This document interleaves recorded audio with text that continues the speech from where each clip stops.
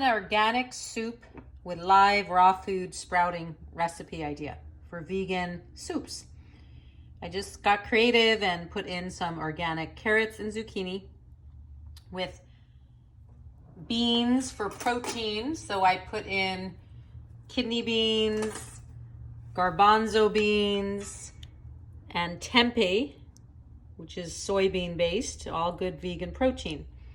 And then what I do is I sprout mung beans, or you can sprout lentils, and then I put it on top of the soups, and it gives it a crunchy, wonderful taste. And then I put on nutritional yeast for B12. I just sprinkle some on, and that is a wonderful way to make a vegan lunch or dinner, especially for fall or winter time, that has protein and great nutrients, and it doesn't harm animals. I also put in turmeric for joint inflammation and helps the body, and a little bit of black pepper and some Bragg's amino acid for like a soy sauce salty taste, so I don't have to use oil or salt when I do that. And that is pretty much it. You can also add in some quinoa, green vegetables, or any vegetables.